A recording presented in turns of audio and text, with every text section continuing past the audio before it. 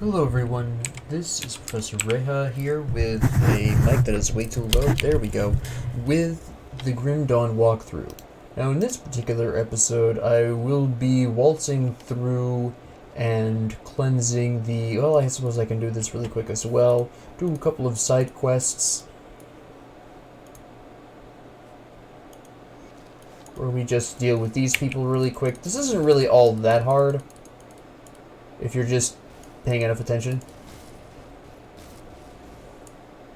I don't even think this thing has a health bar. I think it's incredibly difficult to fail this. I think you just basically don't die. So, you know, it's a real tough one.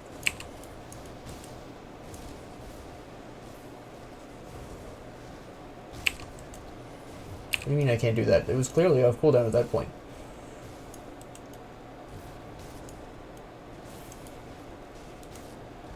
And we'll just waltz through this. Okay, the boss can't freeze. There goes Mahir's will, so that's fine. We should be all set here.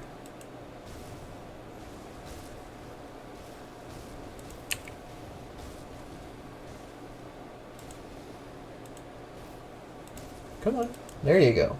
I was, for some reason, not using Trozans. There we go. That's better. Use that potion. There we go. The cowl of... That's kind of appropriate. The cowl of Mogdrogan.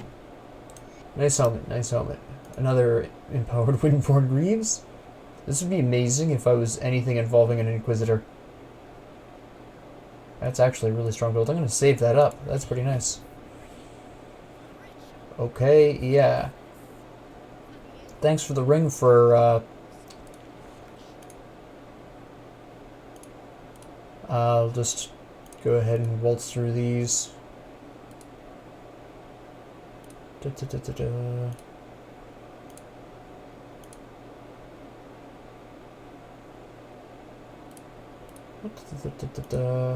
Yeah, none of that matters. Anyways, so this is fairly nice for... This is a... I believe this is ideally for combination of Oathkeeper. I believe Celestial Presence is an Oathkeeper ability.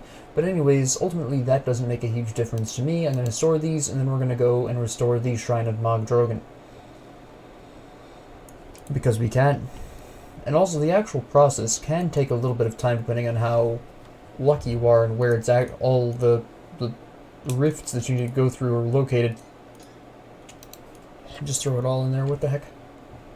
So, the pieces that we need are contained in two specific locations. The first one is a chthonic rift. You may remember I waltzed by this when I first was in the Blood Grove. I ignored both of these rifts because I knew eventually I would have to go through them. So here we are back again. And the reason why I didn't go through them originally is because the pieces will not drop unless you have the quest. Trust me, I've tried. So, you do want to... Oh, these guys are way too weak for me to even be wasting my time on. What am I doing? I thought they were going to be a little higher than that, but they're all the way down to 58, which is absolute nonsense. Now, basically, I'm going to have to wander around the Blood Grove until eventually I find it. Here it is. That was way faster than I was expecting. Alright, so this is just like most other chthonic rifts where you can't open your personal rift, and navigating it is an absolute nightmare. These enemies are actually my level though, which is why I didn't really mind waiting on this, because these people do generally... I would have to have been extremely high to have out-leveled these people. I'm talking like 65 at least before I would have out-leveled these guys. Although 63 is pushing it a hair, so I'm not necessarily going to want to linger either. Because if I get just... Yeah, so you can see where some of them are on the... Some of them are actually a little too low, where I am slightly higher than where I should be. So I have been doing too well overall. Despite my deaths, I have not died enough to make this really worth it as a trip. Which is a miscalculation on my part, but that's okay. We're just really looking for the boss. Now, unlike most of the other enemies here, he won't have to spawn in. He'll be just standing around, so you don't have to worry about potentially running by where he spawns. It's not going to happen. This guy will take out, though, because he's a hero, and so should actually provide a decent amount of experience. Additionally, some reputation boosts. There we go. Excellent. So, still just looking for the guy. Look at all those delicious reputations. Well, he's not him either, but we'll, again, take care of him just because this is just a convenient source of free rep. Ta-da! Boom. Ah, here it is. You can see the piece up there. Now, the reason I was looking for good old Ragnadar, excuse me,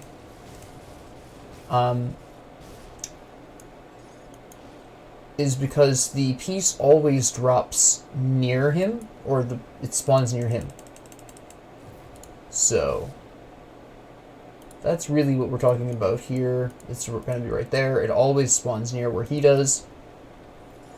Where good old Rag spawns. So, we're done with that. Now we just have to find the rift, which is another thing that could potentially take you a little while, because it's going to randomly be around. There's no particular location that the rift out will necessarily spawn, so you just kind of have to wander around.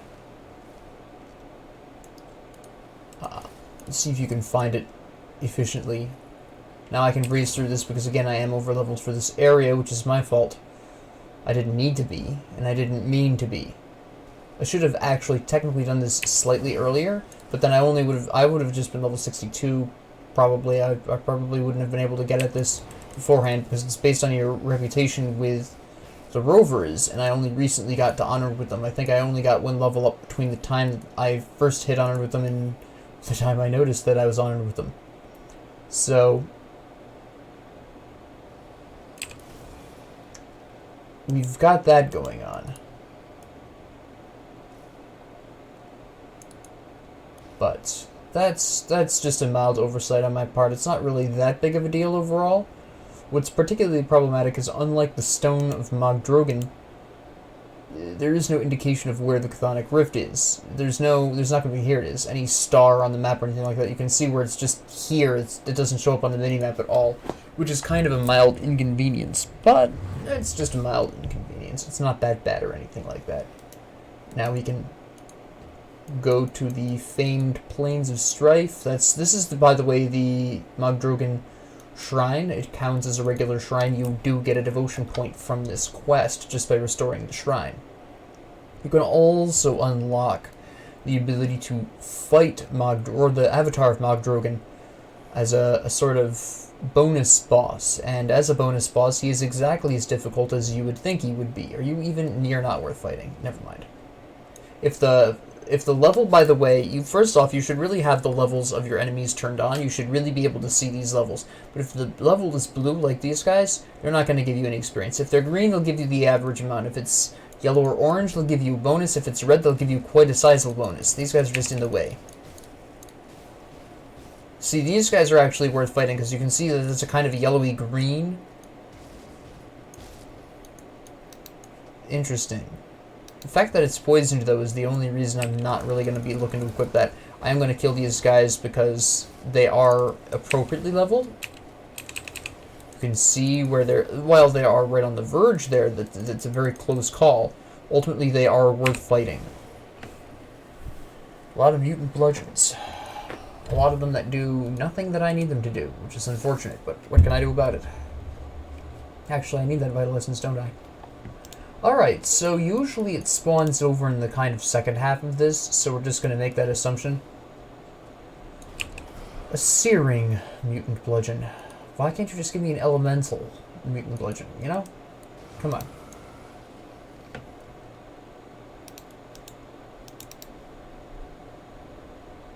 Actually, these bludgeons aren't that bad if they had better resistances. That's the real problem there, is just the lack of resistances. I'm gonna get a lot of trash that I don't need from these guys. Hello, you're actually a hero. Now you're dead. Excellent.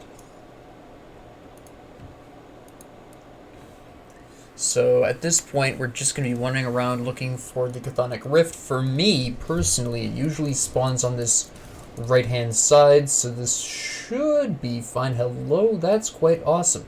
Hold on, that's a helmet to talk about. Let me just finish wiping out these dweebs. That is an impressive helmet, and I'll tell you why in a hot minute. Once I finally finish whacking all of these fools. Are we done? Yes, thank you. I gotta pick up my ectoplasm though. Okay, so the thing here is that not only does this do the usual increases to Warcry and Scondra's Elemental Exchange and all that, but we've also got some really impressive resistances in the form of some pretty good Pierce resistance, Aether resistance, Chaos resistance, Elemental resistance, and we also have bonuses to a bonus to Fighting Form, as well as Overload. This is quite impressive. Now, the catch here being, and this is the trick, it's an increase to physical damage. Now, this wouldn't normally be a problem, but if you pay attention, well, it's not as much of a problem with Fighting Form being boosted on here, so you're going to be doing a certain amount. Well, you would think you would be doing a certain amount of physical damage anyways, but the problem here is this. If you are using an elemental build, which the increase to Iskandra's Elemental Exchange encourages, by the way, then if you decide to go with Discord and the Elemental Cadence, you're not doing any physical damage. Even if you get up to Fighting Form, the physical damage that it's doing remains elemental damage. That doesn't change. You are doing additional piercing damage and bleeding damage now, but all that 12% increase in physical damage, or whatever extra physical damage you're doing from Fighting Form, is being converted into elemental damage. Now, the only way this helmet would work with what I currently have is if I dropped the elemental cadence and went with a combination of Alexstra's Flash Freeze all the way up boosted to Absolute Zero, dropping Trozan's Sky Shard in favor of Kalidor's Tempest and Inferno, and then using a combination of Alexstra's Flash Freeze, Inferno, Iskandra's to boost these two, and a physical version of Cadence.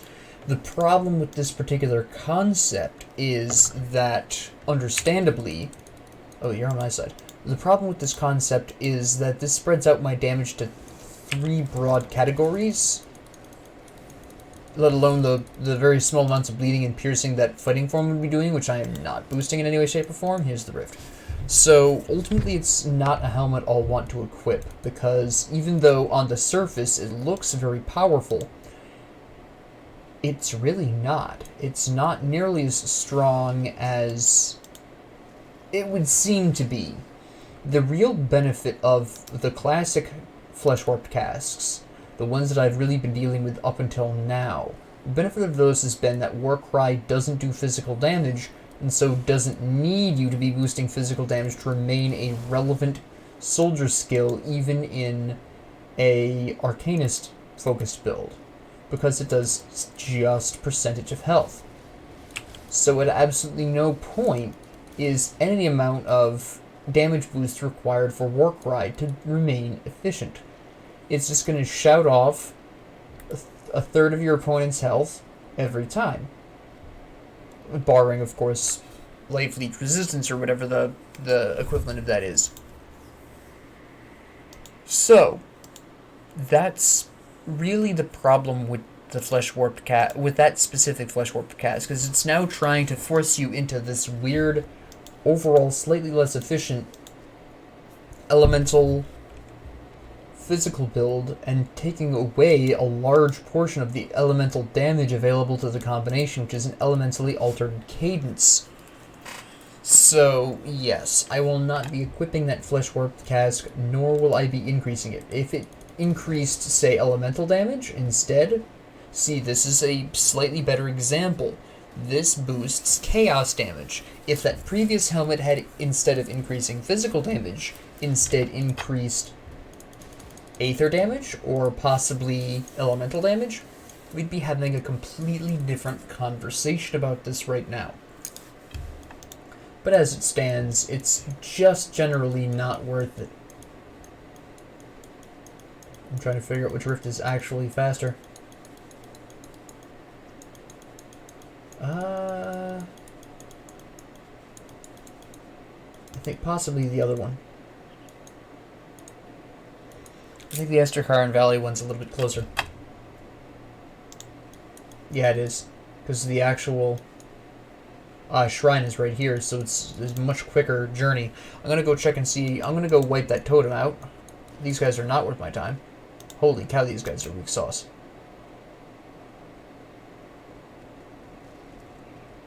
Get out of my way. Get out of my way. Alright, you are clearly being an obstruction. There we go. Thank you. This is probably honestly not worth it. Get out of my way. No. I can see immediately by their levels that this was not a worthwhile combat.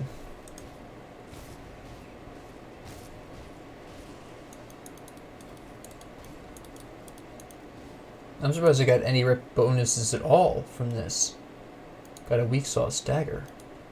Some trash I guarantee you that I will be selling because none of it's over level 50. Because those enemies barely were. So we'll just pop on over here and restore the shrine.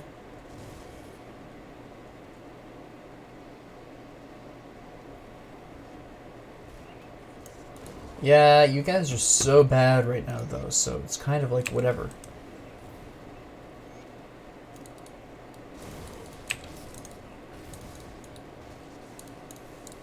These people are so useless. Another Praetorian face guard. Again, I got that because these guys are so incredibly weak compared to me. Get out of here.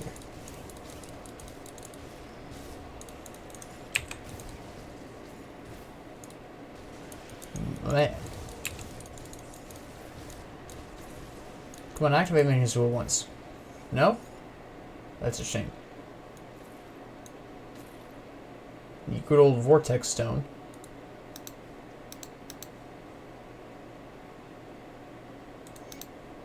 That can be a good time.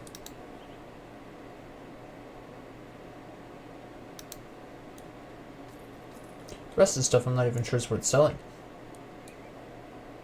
But we'll take it anyways because I'm broke. Yeah. Don't even have 100k.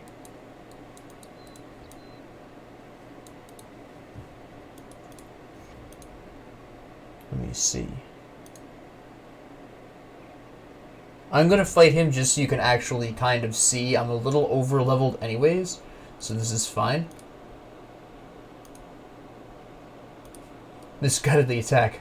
Yes, notice his 5 million HP. Notice the fact that he's level 81. This is generally why it's a bad idea to fight this thing. Okay? I want you to be aware of this fact. Now I'm going to leave, because he didn't kill me quite as quickly as I expected him to, probably because my lightning resistance is stupid high. However, keep in mind that while you can fight him, it's likely a terrible idea. For a number of reasons. First off, he is almost 20 levels higher than me. Second off, he does summon minions, which, depending on your build, isn't really going to be a problem, or could be a very serious problem. For my build, that's not even an issue. But for those builds that are focused on a more individual target, then that could present some issues. For example, Nightblades might have a little bit of a problem dealing with minions, or more trouble anyways than an Arcanist would. But yes, you can start that fight, just like I can start another, a couple of other fights, but they're just really not worth it. So at this point, because we're only 20 minutes into the episode, we are going to get to the next rift here at Malmoth, because there's no real other quests at this point that we haven't completed, except for some Forgotten Gods ones, which we don't need to worry about quite yet anyways. So we're just going to whack our way to the next rift, because there's not a whole lot going on in between this rift and the next one. So we can basically just... It's fairly linear, just blasting our way through all the enemies. Reading the books. Getting none of the equipments. Because why would they give me that? There we go. So yeah, as we get closer in here, you'll notice there are like a handful of chthonic enemies, but not really that many. As we get deeper in, you're going to see substantially more ethereal enemies, which can be good for certain faction reputations.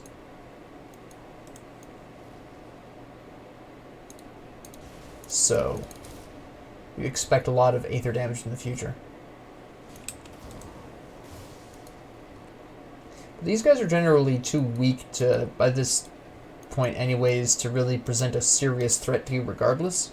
So don't like stress out about it or whatever, because at the very least, in terms of the regular enemies, we're not talking about a whole lot of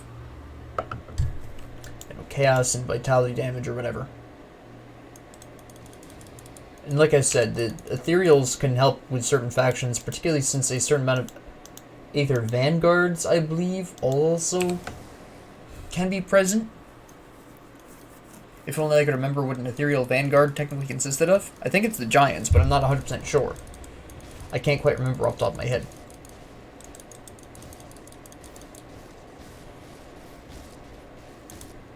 Nice.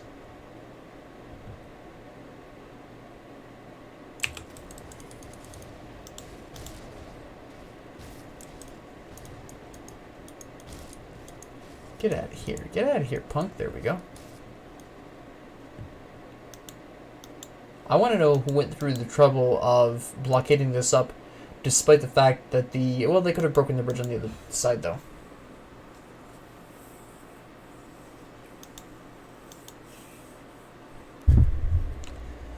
So yeah, Mammoth. Mammoth is mostly ethereal. Now, we've already been through the conflagration, so we already know for a fact that we're going to be able to handle Mammoth relatively well, because the Mammoth is not actually as difficult overall as the conflagration is, or Port Valsbury, if you really want to go that far. And since we could survive those, Mammoth won't be too much of a problem either. Just by extension. So we do have that reassurance.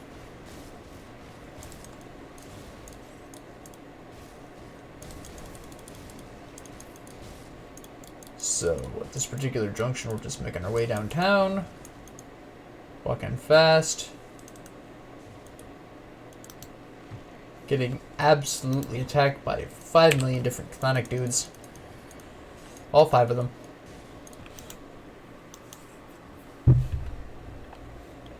Ooh, hero.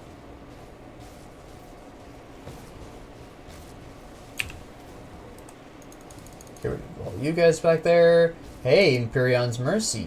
Hello.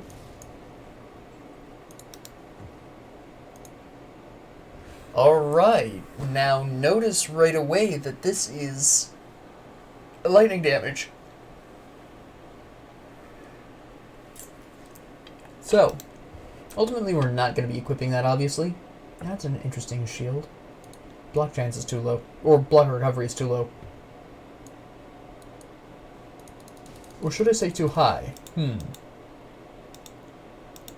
Either way, you would get my meaning. It doesn't block as often as the Gladiator does. Yeah, it's the Gladiator.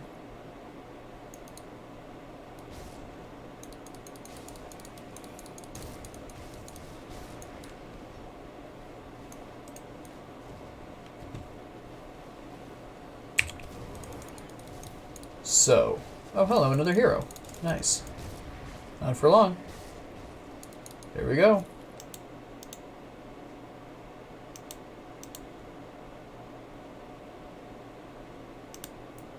So we're just going to go on ahead and wipe out everyone here.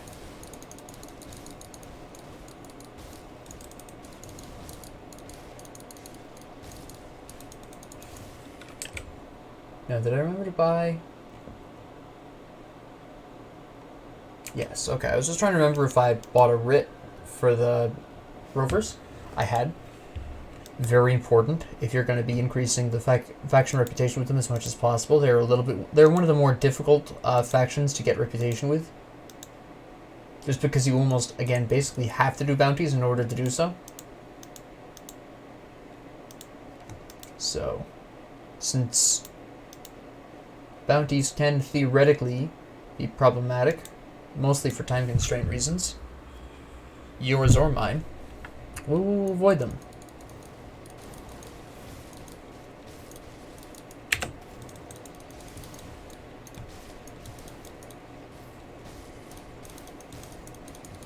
Yeah, just some silly blood damage that isn't actually hurting me.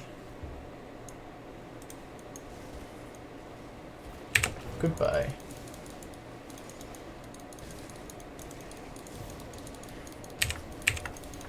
Just blast everyone. Excellent.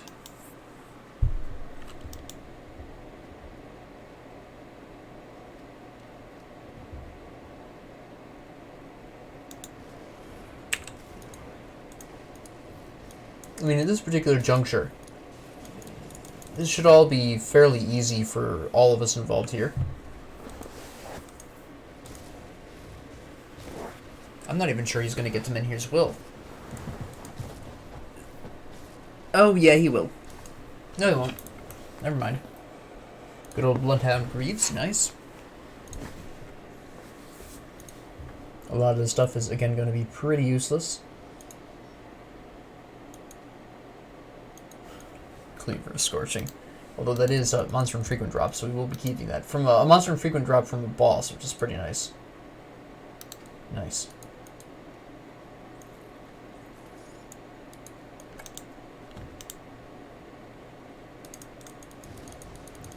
Oh, it's just one of you. I thought it was going to be like some special version as a boss for some reason. Nope.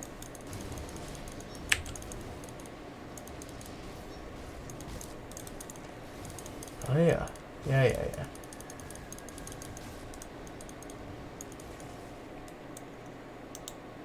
And nothing of note over here. And we'll whack you.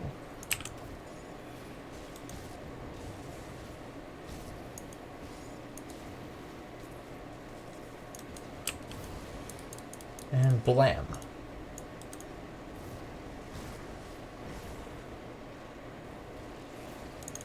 I'm not attacking Y.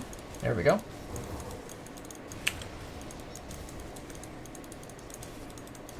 There we go. I was trying to look at it and think, I was thinking to myself, am I attacking or no? No, I'm not, turns out.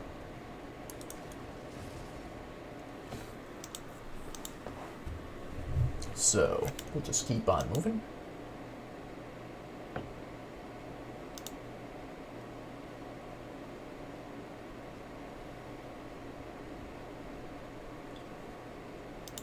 So yeah, this area can be a bit expansive. It's like a smaller versions of the fields. The wheat fields, anyways.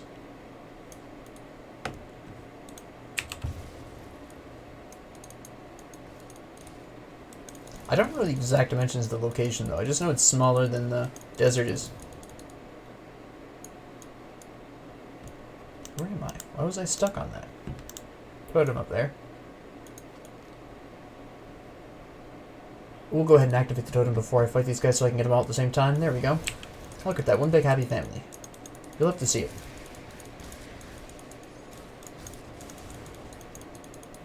And boom.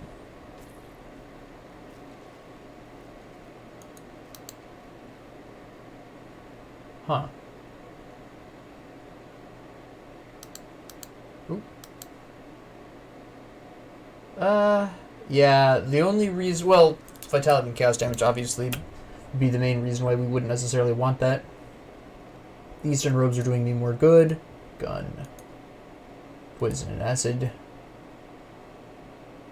Way too weak and does chaos damage. Way too weak. Way too... It doesn't block often enough.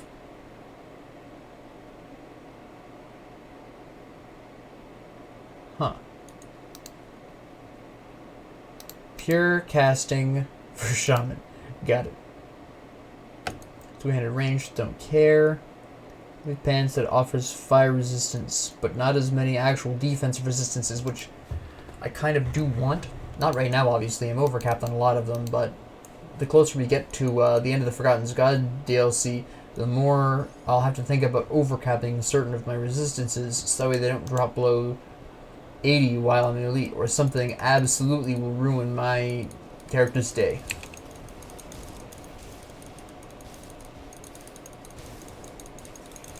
So we'll just kill these guys off. Thank you.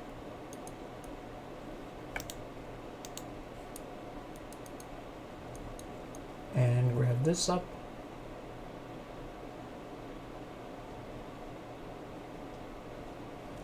Wipe out these goons.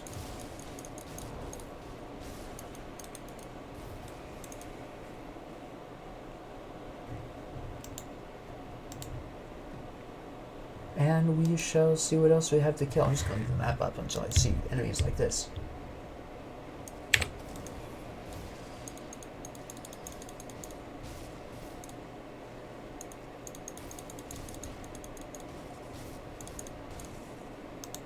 There we go.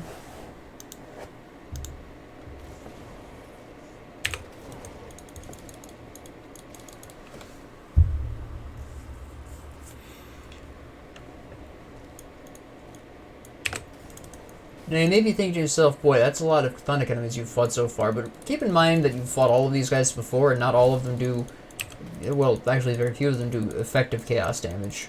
I'm talking about real Soviet officers. They would just absolutely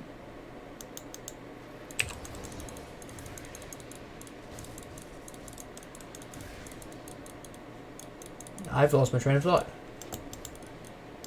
I was for some reason going off on a tangent about Soviet officers. I'm not quite sure where I was going with that. This is what I get for having coffee right before recording.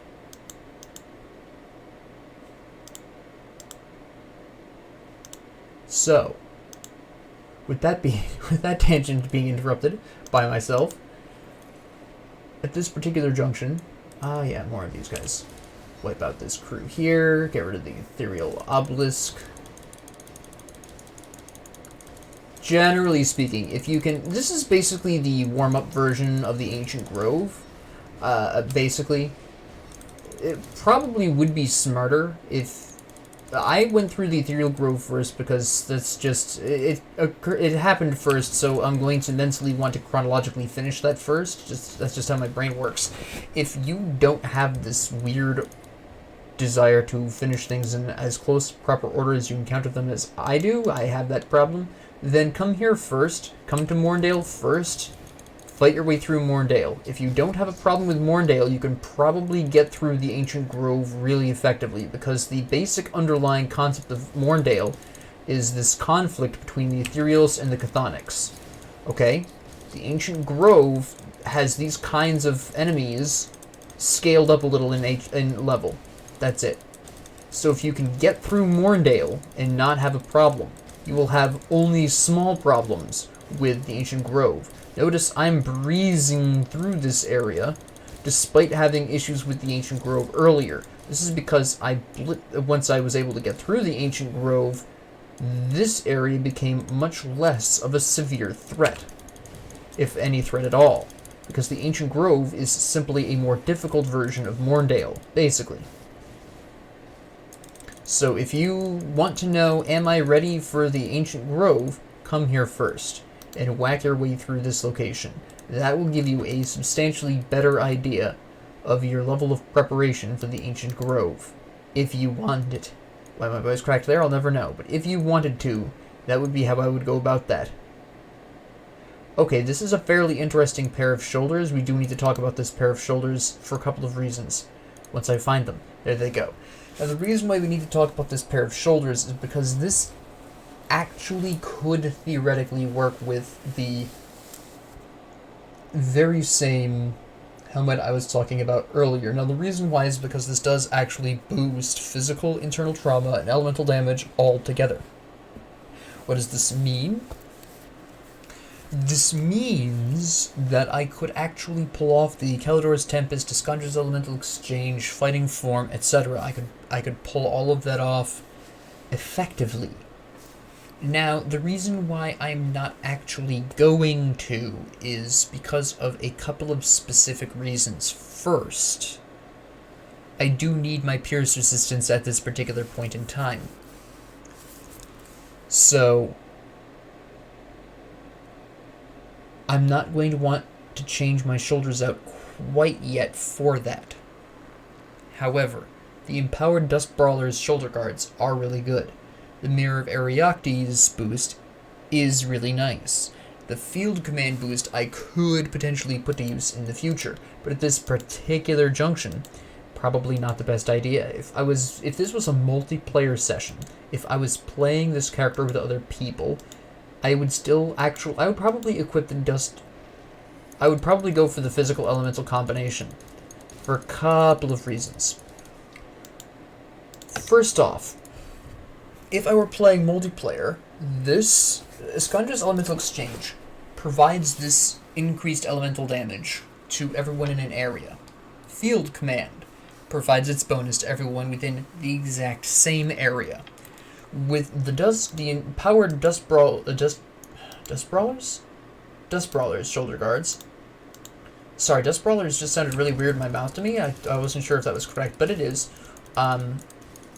But with the Empowered Dust Brawlers shoulder guards, plus the Flesh Warped Cask that I got earlier that boosted physical damage, I could use that combination, do the physical and elemental damage simultaneously, and be less concerned about myself, and be more supportive towards allies. Now we're actually going to stop a hot minute and grab some dynamite, because we all know where it lives, for free. It'll be a quick jaunt, and that will allow me to talk about my point a little bit more here. See, what a lot of people... This is the wrong place. What almost nobody actually talks about, I'm going to be really honest here, is nobody talks about class combinations in the context of multiplayer. And it's not like we can't do multiplayer. The multiplayer works just fine. I play it quite often with my family. But if I were to play this particular combination with my family, this alters my emphasis on certain skills. As I just mentioned, Iskandra's Elemental Exchange boosts everyone who is allied with you within a certain radius of you, 12 meters specifically. So with that being said, you do lean much more heavily on some sort of elemental focused build with with Arcanist than you would otherwise, because you can use Iskandra's Elemental Exchange to boost your allies as well as yourself, leading you more towards a broader elemental damage build. With Soldier, you do have things like Field Command that can boost the efficiency of your allies, boost all their stats and etc. Now, the combination of the Flesh Warped Cask that I got earlier, that it boosts physical damage as well as Iskandra's Elemental Exchange and Warcry, plus the Empowered Dust Brawler's shoulder guards, which of course also increase physical and elemental damage, and increases Field Command. Now we've got this whole conversation about, well, I could do a physical elemental damage build, do a little less damage personally, but I could really boost up the damage output of my allies so much more. Which is absolutely true. So then it becomes this very bizarre conversation you must have with yourself and potentially your friends if you're playing with multiplayer, is this worth it? Am I more used to the team as a dedicated whatever, tank, whatever offense, etc., or would this combination of skills allow me to do decent enough damage to help, but really emphasize helping my teammates increase their own stats so they die less often, so they do more damage?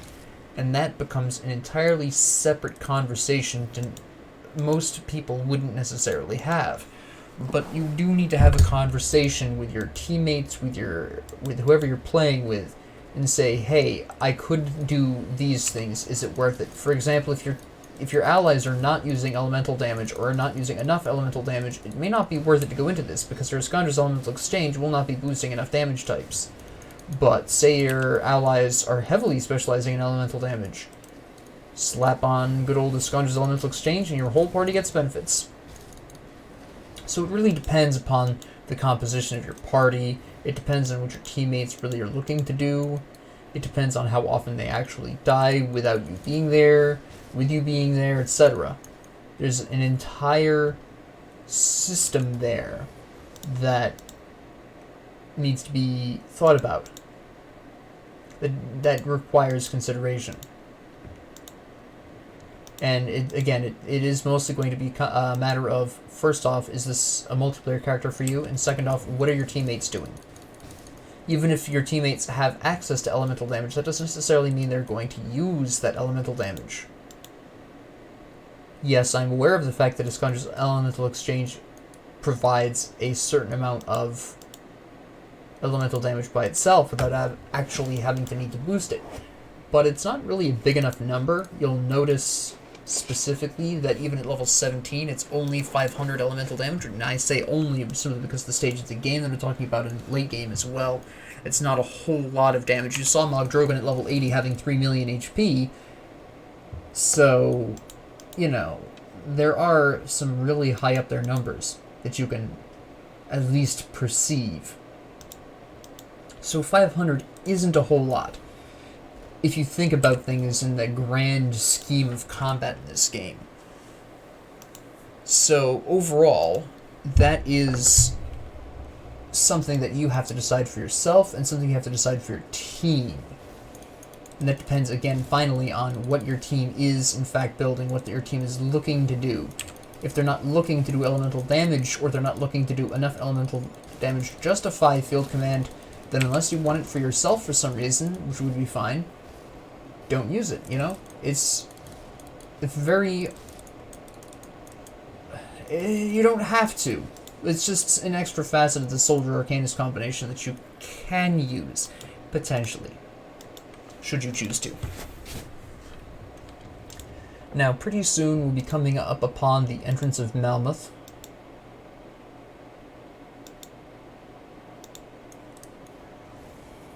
And I can tell this because of the crystals that I am now seeing. Now you'll notice also, this is something else I want to talk about. You may have noticed some of these guys with the crystals coming out of them of different colors. These guys essentially are absolutely just stronger versions of the zombies you've been fighting so far. You know the little regular zombies that you've been fighting so far? Each one basically had another. You had the frozen zombies, you had the fire zombies, you know, you had the poison acid zombies, etc. You know exactly what I'm talking about. These are essentially stronger versions of all of those. These ethereal imps are essentially stronger versions of the regular old zombies. These are just boosted versions. These are the famed ethereal vanguard that you hear about.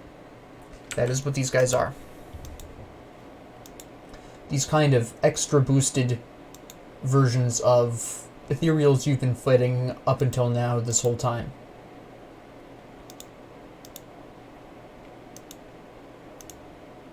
So that's essentially the vanguard, is just stronger versions of old enemies that you have already been fighting. You don't need to adjust your strategies at all. You focus on your Aether and your elemental resistances. Try to keep your other ones as polished up as you can, because if an enemy surprises you with a new damage type you didn't expect, you're probably in trouble.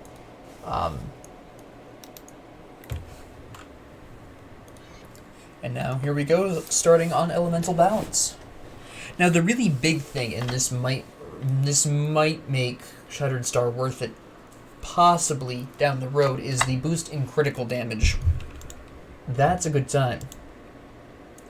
Now, you may be thinking to yourself, well, okay, sure, but that doesn't necessarily increase your percentage chance of getting critical hits, and you're right.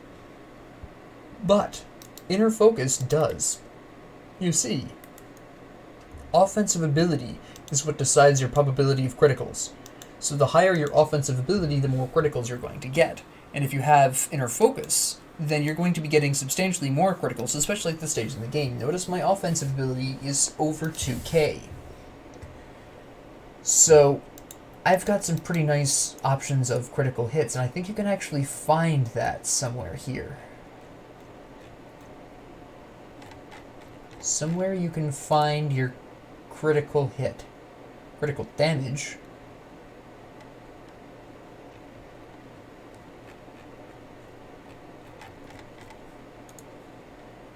Nope. Oh yeah, here it is. Chance to crit is 23%, so I'm critting almost 1 out of every 4 attacks, which is fine with me. But it is fairly nice. Ah, yes, these are basically the boosted versions of the fixed things that we've been fighting this whole time. Kind of. It's tough to explain those ones. They're kind of weird. I'm not fully sure what they're supposed to be myself. As you can see where we're starting to get into the kind of the outskirts of Malmouth here. So we're almost there. As more aether shows up all over the place. Little ethereal cracks show up. You're really not going to see any more chthonic enemies. Maybe once in a blue moon, but overall not really.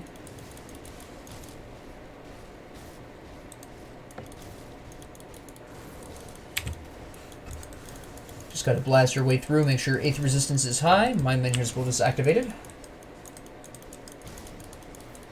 There we go.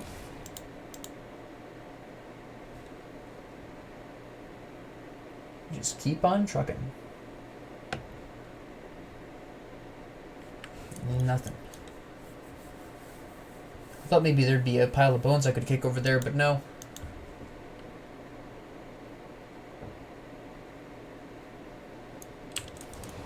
Here we are officially in the Malmouth outskirts. I don't know why I'm having a problem moving around over here. There we go.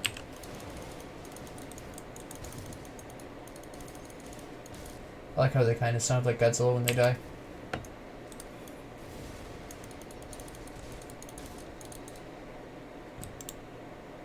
Let's just really quickly come over here, see if there's... Nah, there's nothing here. I thought I could kick over that stump, but no.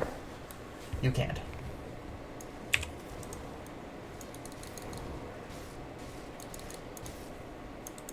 Of course, your elemental resistances need to be higher for these random zombies with the increased various elemental damages.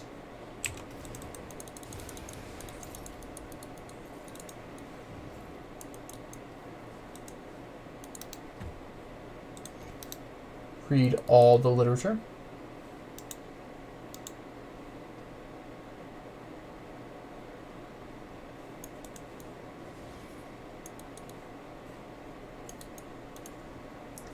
Yeah, more of those guys down there. That's fine. I want to go in that cellar pretty soon, but first, I want to come down here.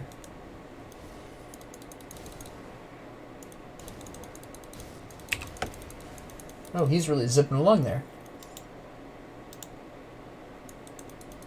Hello.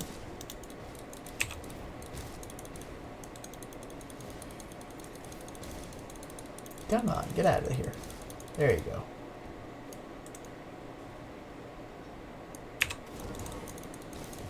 And you're out. And you're out.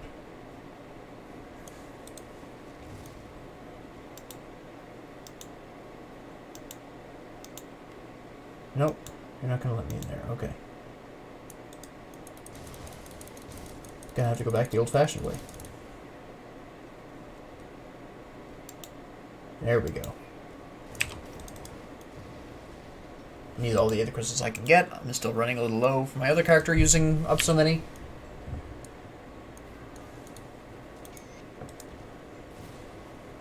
Ta-da! Now let's check out some of these. A lot of these are going to be absolutely terrible. Yep. We are going to assign our devotion point, though. I forgot to assign my last one, silly me. Yes, we are going to go for the Vulture. Now, the reason why the Vulture specifically, not only does it provide 5 red, but we have life leech resistance here and a whole bunch of really nice stat boosts overall. Very nice indeed. I did not want to do that, thank you. Oh, my stuff fell off. There we go. That's a quest that I can't remember off the top of my head. I believe you have to lure a specific enemy over there and kill him. Yeah, I'm pretty sure that's it. Something along those lines. It's an absolute pain in the neck, I remember that much.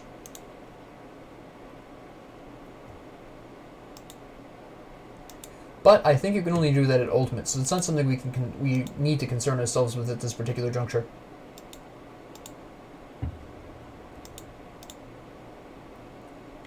So we're just going to keep on going through the Mammoth outskirts. I am slightly running the risk of over-leveling for this area, because if you thought to yourself, gee, if he hits level 65, he's not going to get that much, you're right. But I also need equipment as well, always. There's the constant search for equipment, especially with the new dungeon.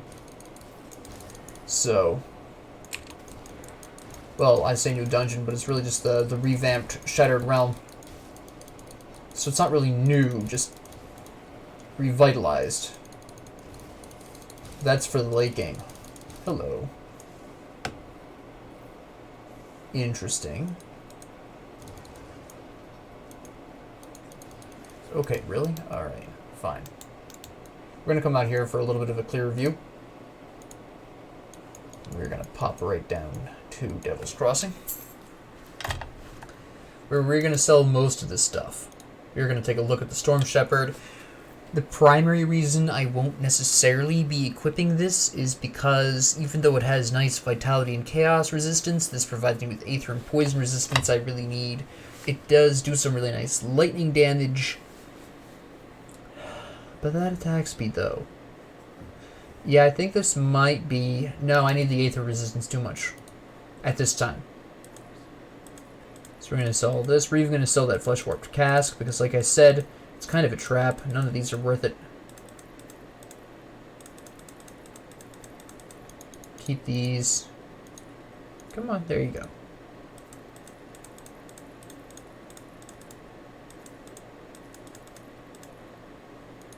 Grab this. Put this over here.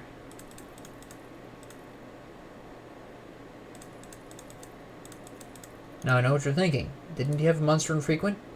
Yes, but the problem with that Monster Infrequent is that it's actually not unique to that particular monster. So it's not that big of a deal if I get rid of it.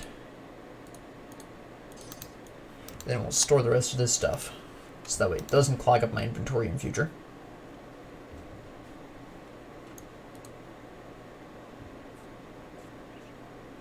And I have full inventory anyways.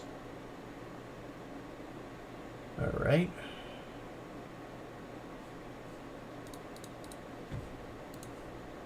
Yeah, I'm too broke for that. But that'll change. We'll hold on to this stuff for now, then. Well, the Dust Brawler's shoulder guards can go into my personal inventory, and the Praetorian Face Guard can go into the public one. Yeah, hold on. There you go. I could sell some more stuff, but I know I'll be back and I'll have the money just from killing enemies and knocking over things anyways.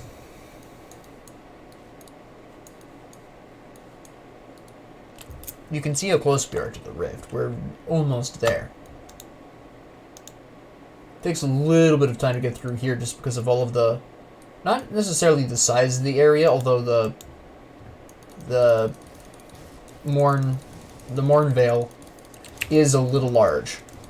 But this place, it's not its size, it's just the amount of weird areas to traverse that makes this a little bit longer to deal with than a lot of other areas of roughly the same equivalent size.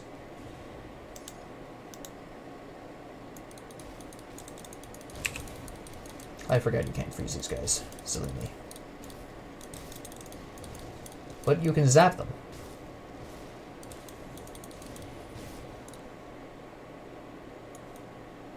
So that works out just fine.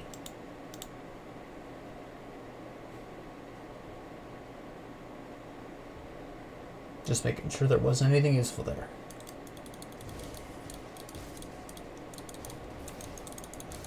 Nice.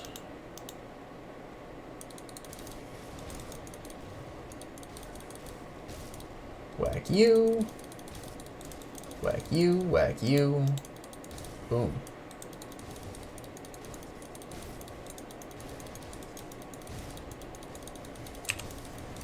Prioritize the chilled one because he's just going to be a pain. There we go.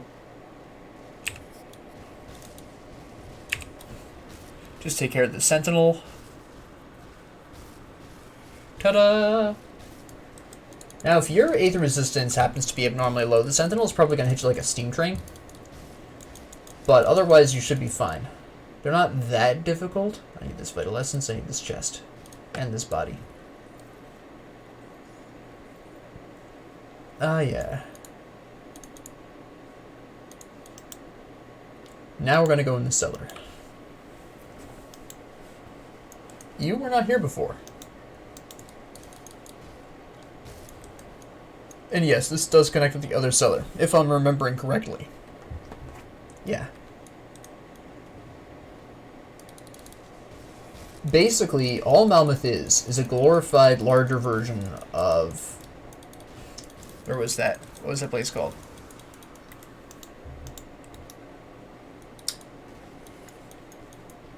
Burwich, that's right. Me and names, man. Absolutely stomp you all over the floor. Get rid of you guys. Freeze. There you go. Get out of here. Get out of here. Nice. Yeah, there's a boss down here, but he doesn't really matter that much. He's not that big of a problem. Well, okay. To be honest, though, he's only not really a problem for me because I have all the resistances I need. I'm an Arcanist as well.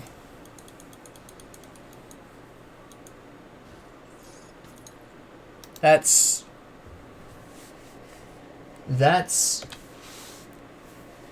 his Monster Infrequent. I forgot what Monster Infrequents are called for a second there. That's pretty nice for specific builds. Now this one's interesting because it is in fact, according to theory, it is supposed to be a kind of Oathkeeper Inquisitor Scepter, but it does work a lot better for Arcanists going into Reckless Power. Another Empowered Mark of Anguished Lies. We have the Myrmidon Visor. Pretty sure I got another Myrmidon recipe an episode or two ago. If I did cast standards, that would have been pretty nice, but I don't, so it's whatever. Get rid of these guys.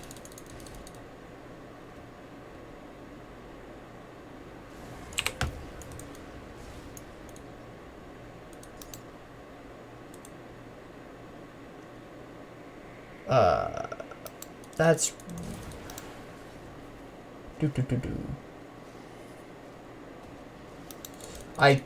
That's an ultimate quest, I'm pretty sure. I can't do anything with that in this difficulty. Well, I can do... It's hard to explain this. Essentially... and if you don't want spoilers for Ultimate, then turn your ears off or something. Mute me briefly. But there's a quest line in which you help Dela, the sister in the letter, to kill her now-turned villainous brother Dravis. And at the end of all of that nonsense, which is a rather specific quest line, by the way, you get a sword or two. Depending on how your luck runs. 1 to 2 swords. That can only trigger on Ultimate, though. The reason why I get the letter in Veteran is because you can sort of do a weaker version of the quest where she just says her brother has died, and that's tough. And thank you for giving her the letter, and you get some reputation and some experience. And that's about the last of it. So... that's what that is, really. So we're not going to worry about it too much right now. Eventually we will be giving it to Dela for the experience, but it's not like a difficult quest line or anything. At least not at this difficulty. It gets way more... It becomes basically a completely different series of quests in Ultimate. It's a whole rigmarole. You'll see when I get there, but... That's definitely a good time.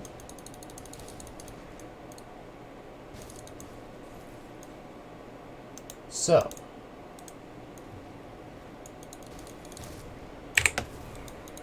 Boom.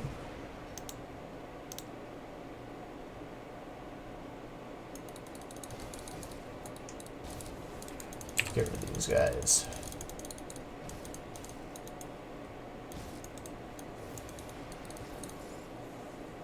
And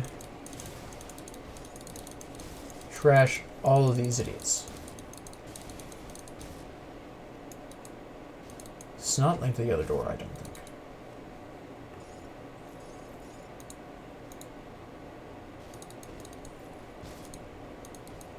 Oh yeah.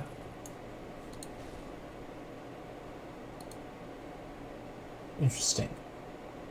That's actually a pretty impressive archive. Now, obviously, this is really intended for,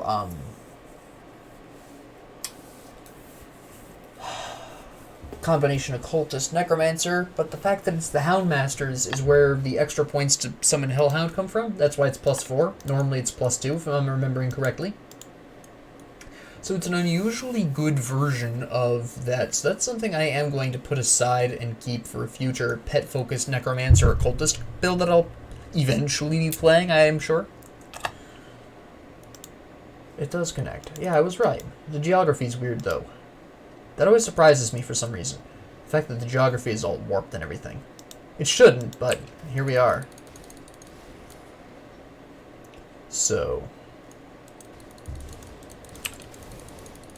just clean up the last of this Malmouth outskirts, and end the episode. Next episode, we'll just go through Malmouth. Just absolutely waltz through Malmouth in all its glory. Let me see. I believe we want to go down here really quick first for the extra experience. Again, I am kind of going out of my way to explore for the newer players. Also has the happy benefit of getting me some more equipment for the preparation to the elite transferal. Always important. Not quite happening yet, but it's better to be prepared.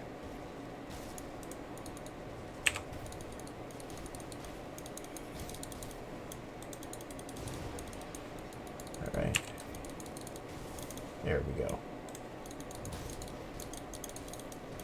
Nice.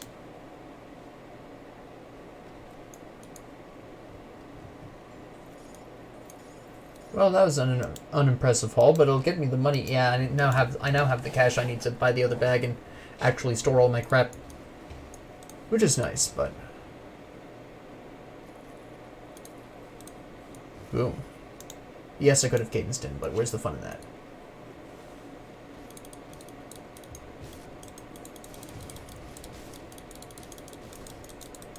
Goodbye.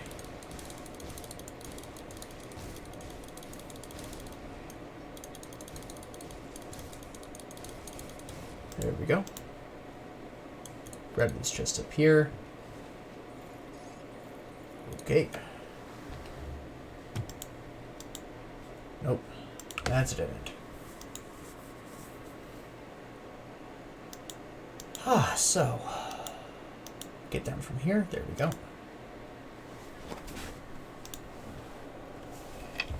So, if you've had trouble with this particular section, it's not time to go into Malmouth yet. Get yourself some more Aether resistance, get some more Elemental resistance, probably some more regular armor as well. Good old regular armor rating. It's not like there's a shortage of plain old physical damage here either. Yep, we're good. And here we are, they're going to spawn enemies, it's fine.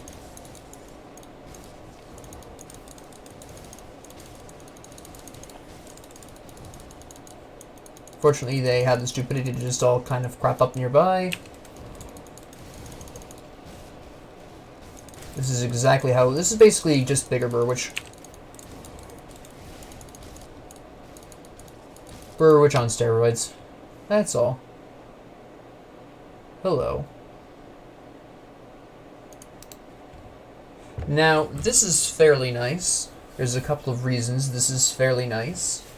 I would like to first off point out the fact that this increases Aether damage, which I don't need currently, and the incredible decrease to Overguard's skill recharge, which is huge. Absolutely huge. Will I be equipping this? Absolutely. Yes, I will. Now, the reason why I'm going to prefer this over the Gladiator, despite the fact that, theoretically speaking, its block recovery is slightly, ever so slightly higher. Let me actually map this out. This actually is specifically 0.03 seconds longer in block recovery. Rounded up, that's only 0.02. But, well, it's such a slight difference that the Aether damage I could actually use. I'm not using Rending Force or Blindside, but I could absolutely use Overguard. And that would be pretty nice. I could actually, if I really wanted to, drop Elemental Balance, boost up to Overguard really quick, and start boosting that. Which might not be a bad idea, in fact. And then we'll just talk to him. Now, I'm going to just go in here and go over here and kill this hero really quick for the free experience. Because, you know, why not?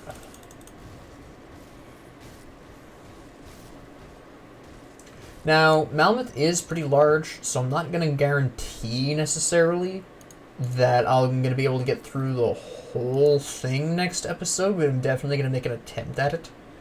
But I would also like to point out that there's going to be a large number of...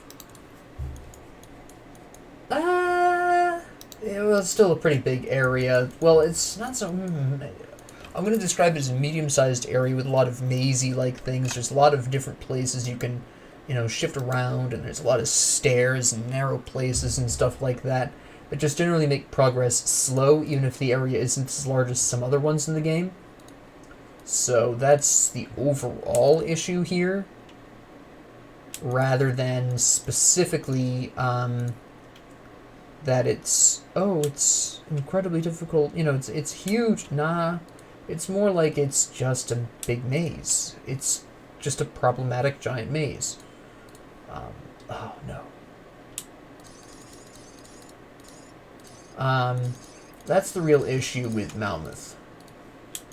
Yeah, it's kind of big. It's bigger than a lot of other maze-type areas that you've seen thus far, but overall, the main problem here is that it's just this absolutely massive... That's the one I want, right? Oh, well, there's also this. This isn't bad either.